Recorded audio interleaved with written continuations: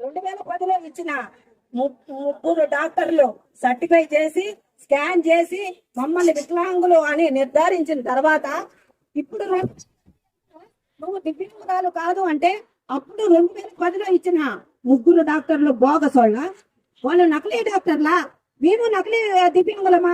ప్రభుత్వాన్ని ఒకటే నేను చెప్తున్నాను, వికలాంగతత్వం ఏజ్ పెరిగే కొంది పెరిగింది సార్, వికలాంగతత్వం తగ్గదు ఎక్కడైనా గాని. కాబట్టి మా దివ్యాంగులకి మాకు 2010లో ఏదైతే పర్సంటేజ్ ఇచ్చారో అదే పర్సంటేజ్ ని కొనసాగించి కొంతమంది దివ్యాంగులు జాబులు చేసే వాళ్ళు ఉంటారు. ఈ పర్సంటేజ్ తగ్గించడం వల్ల జాబులు కోల్పోతారు, ఉద్యోగాలు కోల్పోతారు, జీవితాలు కోల్పోతున్నాయి ఇక్కడ.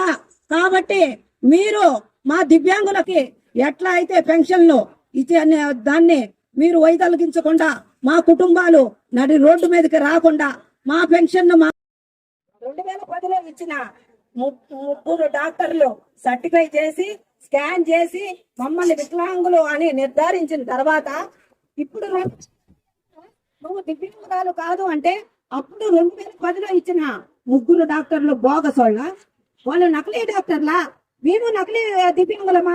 ప్రభుత్వాన్ని ఒకటే నేను చెప్తున్నాను, వికలాంగతత్వం ఏజ్ పెరిగే కొంది పెరిగింది సార్, వికలాంగతత్వం తగ్గదు ఎక్కడైనా గాని.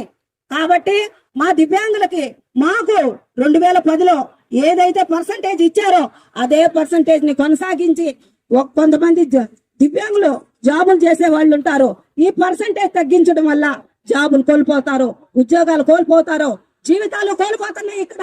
కాబట్టి మీరు మా దివ్యాంగులకి ఎట్లా అయితే పెన్షన్లు ఇచ్చే దాన్ని మీరు వైదొలగించకుండా మా కుటుంబాలు నడి రోడ్డు మీదకి రాకుండా మా పెన్షన్